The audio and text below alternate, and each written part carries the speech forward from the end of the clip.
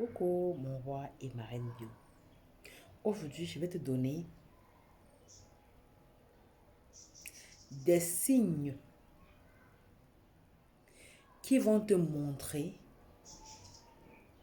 à qui tu as affaire. Je vais te montrer des signes qui vont te montrer à qui tu as affaire. C'est très important. Et là, toi-même, après cette vidéo, tu pourras savoir avec qui marcher, à qui laisser ou confier tes enfants, à qui confier tes projets ou alors ta vie. Oui. Quand tu as une personne qui ne trouve aucun jeune de mentir devant toi sur quelque chose que cette personne sait que toi, tu sais qu'elle est en train de mentir. Et cette personne-là prend le courage de mentir devant toi.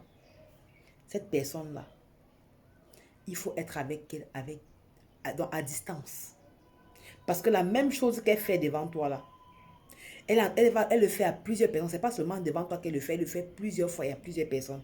Et cette personne-là est en train de t'envoyer un signal pour te dire que moi, je ne suis pas digne de confiance.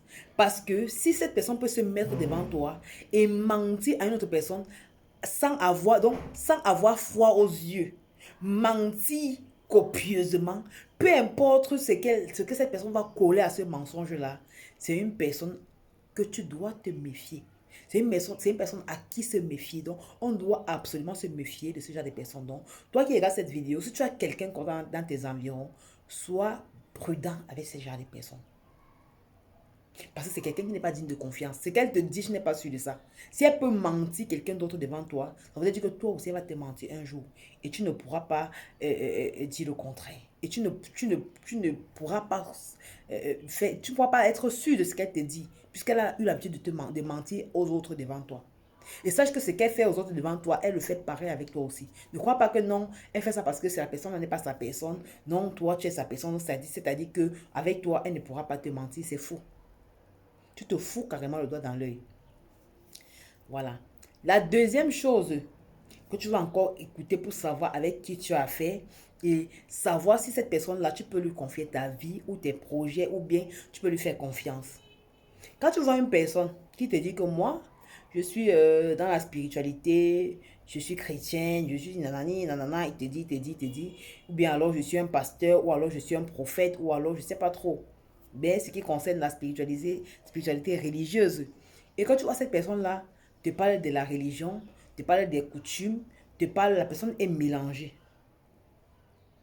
Là, il y a deux hypothèses. Soit la personne est dans une phase que je peux appeler phase primaire de sa spiritualité. C'est-à-dire que à la phase primaire, tu es en train de voir, tu vois tout et tu ne peux pas encore différencier un certain nombre de choses. Donc, tu as encore une certaine étape de ta vie où tu n'as pas encore accès à un niveau plus avancé de la spiritualité. C'est-à-dire que tu es à cette étape-là. À cette étape-là, tu n'arrives pas à bien cerner. Donc, tu as les deux. Tu as la religion, tu as tes ancêtres. En ce moment-là, c'est tout simplement parce que tu es encore à un stade primaire. Maintenant, il faut bien ouvrir l'œil pour comprendre. Parce que certains ne sont pas dans le stade primaire, mais elles savent vraiment ce qu'elles sont en train de faire. Elles sont en train d'exploiter les autres, mais en présentant la Bible. Oui, parce qu'elles savent que quand les gens voient la Bible, puisqu'on nous a montré la Bible depuis notre connaissance, c'était on grandit dans les familles chrétiennes, donc ils vont venir te présenter la Bible pour te dire que non, moi je suis avec Dieu, j'ai pris mes ancêtres, mais c'est Dieu qui me donne la force, j'ai pris mes ancêtres, mais c'est Dieu qui me fait ceci, cela, et tout, en te disant que oh, Jésus est rentré, Jésus est à Nazareth, Jésus est à Bethanie, la Bible est montée, c'est rentré. Tu vas te rendre compte. Comment tu vas faire pour discerner ce genre de personnes, pour savoir que celui-ci, c'est ce qu'il est en train de faire, c'est un manipulateur, c'est quelqu'un qui est en train de vouloir m'exploiter ou alors quelqu'un qui est en train de vouloir me dérouter. Comment tu fais pour savoir cette personne-là? Comment tu fais pour le savoir? Vous allez remarquer que ce genre de personne, quand elle va vous parler de la religion, elle va aller dans la religion, elle va tirer rien que les parties qui l'avantagent, les parties qui lui permettent de gagner. Vous allez vous rendre compte dans la religion, elle va aller dans la religion, hein, elle va aller dans l'Ancien Testament, elle va tirer la partie qui parle de la dîme. Elle va venir te parler de ça pour te dire que tu dois payer la dîme. Elle va aller tirer la partie qui parle des offrandes. Venir te parler de ça pour te dire que tu dois donner les offrandes. Elle va partir tirer les parties qui vont te rendre faible. En fait, les parties qui ne vont pas t'éveiller l'esprit. C'est de ça qu'elle va te parler. Elle ne va rien remettre en question, rien remettre en cause. Elle va tout faire pour te présenter l'aspect de l'humanisation, l'aspect de la pitié. Si tu as deux vêtements, tu vas donner un à l'autre. Si tu as six, donc en fait, elle va toujours chercher les endroits qui l'avantagent. Et elle va te faire te sentir en dessous. Donc, genre, tu sais que cette personne-là est autorité, cette personne-là est au-dessus de toi. Cette personne-là a, je peux dire, c'est un peu comme si c'était la main droite de Dieu, si je peux dire ça comme ça, la main droite de Jésus, c'est-à-dire que lui parle directement avec Jésus, mais toi, tu ne peux pas aller parler directement avec Jésus. C'est par lui. Tu vas déposer tes doléances chez lui. C'est lui qui doit prier pour toi pour que Dieu t'aide. Et il faut payer ta dîme chez lui, il faut payer ceci, cela. En fait, il va te faire toi-même. Quand tu prends ton temps et que tu poses ton cœur au sol, tu comprendras que cette personne-là est en train de te manipuler. Voilà comment tu vas reconnaître ce genre de personnes. Et tu vois, ces personnes-là ne vont pas te montrer les aspects de la Bible ou de la religion qui vont te réveiller l'esprit, qui vont t'éveiller l'esprit, de la sorte que tu vas commencer à te remettre en question et te poser des questions, des vraies questions en ce qui concerne la religion. Non, elle fera tout pour que tu t'éloignes de ça. Et là où quand elle trouve qu'elle n'arrive pas à trouver des arguments, à donner des réponses qui seront concrètes, des réponses qui seront, je peux dire, bonnes, qu'elle ne pourra pas te donner une réponse honnête, qu'est-ce qu'elle va faire? Elle va te dire que c'est un mystère de Dieu. Ce sont les mystères de Dieu, ce sont les choses de l'esprit que je ne peux pas comprendre. Pourquoi? Parce qu'elle sait que s'il faut entrer dans les détails, ça va t'éveiller le cerveau. Maintenant, pour celui-là qui est juste dans la phase spirituelle, phase primaire, pardon, qui est dans la phase primaire de sa spiritualité, vous allez voir que elle sera toujours en train de s'efforcer à poser les bonnes actions, à faire des bonnes œuvres, à te montrer que l'amour du Christ est bien. Cette personne-là est dans la phase primaire, la phase où on est encore dans l'ignorance de certaines choses. Vous allez voir que ce genre de personnes-là est toujours en train de pousser les recherches plus loin, est toujours en train de chercher à s'approfondir, à avoir plus de connaissances à ce qui concerne les cultures, la culture comme la religion. C'est-à-dire qu'elle est juste à un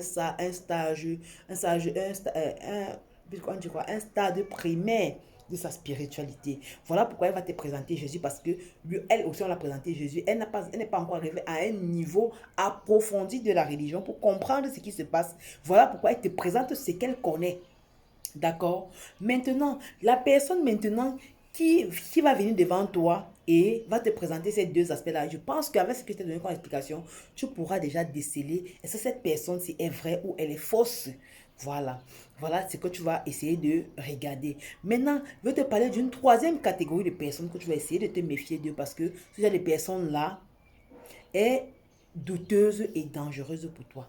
Quand tu trouves une personne qui te dit que moi, je suis dans la spiritualité africaine, ou alors je suis dans la spiritualité religieuse, et que cette personne te présente la Bible ou te présente les ancêtres, si cette personne-là te dit que moi, je travaille avec Jésus, je travaille avec mes ancêtres, et que cette personne te dit déjà que si moi, je vais t'aider dans la situation dans laquelle tu te trouves, et cette personne te dit que moi, si je travaille sur toi et que je me rends compte que on t'a fait ci, on t'a fait ça, moi je suis capable de renverser la situation, c'est-à-dire que retourner le sort à l'envoyeur, c'est-à-dire que renvoyer sur l'envoyeur, ça veut dire que si la personne, c'est une personne qui peut-être veut te tuer, moi je suis capable de tuer cette personne-là. Si cette personne-là veut t'as peut-être fait casser le pied, moi je suis capable de casser le pied de cette personne-là. Moi je tue, je ne blague pas. Si quelqu'un me cherche, je le tue. Quelqu'un cherche une personne, si quelqu'un vient vers moi pour me dire que telle personne m'a fait comme ça, je fais comment? Je le tue. Si quelqu'un te parle déjà, il te dit déjà que moi, je suis capable de tuer celui qui est en train de nuire à autrui, sache que cette personne-là, c'est une personne à prendre avec des pincettes. Parce que tu dois savoir que si elle est capable de le faire, ça voudrait dire que le jour où elle va se rendre compte que tu as quelque chose qui peut l'être utile, elle pourra même te tuer pour obtenir ça. Ça veut dire que cette personne-là, c'est une personne qui pourra prendre ce qu'elle a vu de toi, en toi, qui est bien. Parce que toi, tu ne maîtrises rien de la spiritualité religieuse comme de la spiritualité traditionnelle ou alors la spiritualité de nos ancêtres. Donc, c'est-à-dire que cette personne-là pourra même exploiter ton énergie à son profit parce que cette personne-là est du côté du mal. Seulement que elle, quelque part, elle est un peu consciente de ce qu'elle fait. C'est-à-dire que quoi? Elle essaie d'user les forces qu'elle a à son avantage. C'est une personne qui est sans froid. Ça veut dire qu'elle-même, elle peut te tuer. Parce que je vais vous dire quelque chose. Un criminel, c'est un criminel. Rien à dire. Peu importe ce que tu vas utiliser pour coller là, pour dire que non, celui-ci, il fait le mal quand on le fait aussi du mal. Tu es criminel. Attends, attendez, je peux vous poser une question. Quand on dit que quelqu'un a tué l'autre là, on dit par exemple que il a tué telle personne. Et que l'autre s'y a tué parce qu'on était venu l'attaquer. Est-ce qu'il y a un autre terme qu'on peut utiliser pour montrer que celui-ci a tué parce qu'il se défendait, ou celui-ci a tué parce qu'on l'a attaqué, ou alors celui-ci a tué parce que c'est un criminel? Tuer, c'est tuer. La question que je te pose, tu tues ou tu ne tues pas? Je ne veux pas savoir la raison pour laquelle tu tues. You dey kill or you no kill am. Tu tues ou tu ne tues pas. Si tu tues, ça veut dire que tu es un meurtrier, tu es un criminel. Point barre. Il n'y a pas de débat là-dessus. Pas de débat. Si tu es d'accord avec moi, écris en commentaire que pas de débat. Il n'y a pas de débat. Tuer, c'est tuer. Peu importe la peinture que tu vas prendre pour coller, pour peindre le crime que tu as commis là, tu as tué. Donc ne te dérange pas, tu es un criminel. Tu es un meurtrier. Mais là, si tu trouves quelqu'un qui te dit que moi, je vais te soigner. Mais maintenant, la personne qui va venir vers toi, parce que je vais mettre des pièges. Si quelqu'un vient encore pour enfreindre à ta vie, il va tomber dans le piège, ça ne me concerne pas. Là, c'est comme quelqu'un qui a protégé sa maison, genre, il a mis les anti-vols, il a mis, dans les anti-vols, peut-être qu'il a mis le courant pour que celui qui vient pour voler dans sa maison, qu'il soit électrocuté. Si la personne vient maintenant qu'il est électrocuté et que peut-être en venant il était mouillé, est-ce que ça le conduit à la mort? C'est moi qui t'ai tué. Tu venais faire quoi chez moi? Si tu veux parler avec moi, viens devant ma porte, tu toques. Je vais ouvrir. Je vais te demander, papa, bon, arrivé, tu veux quoi? Si je peux t'aider, je vais t'aider. Tu ne peux pas t'aider, que papa il ne peut passer par mon niveau, tu vas continuer devant. Mais si tu viens derrière ma porte, tu veux escalader, ça veut dire que tu viens voler. Si tu es en venant escalader, tu tombes, tu meurs. Ce n'est pas moi qui t'ai tué. C'est de ça qu'il est question. Parce que laissez-moi vous dire, rien ne se perd. Tu tues parce que tu voulais te défendre, tu as tué. Oui. Tu as tué. Ici, je parle de la spiritualité. Tu as tué. Maintenant, quelqu'un est venu chez toi pour voler. Vous êtes en train de vous battre.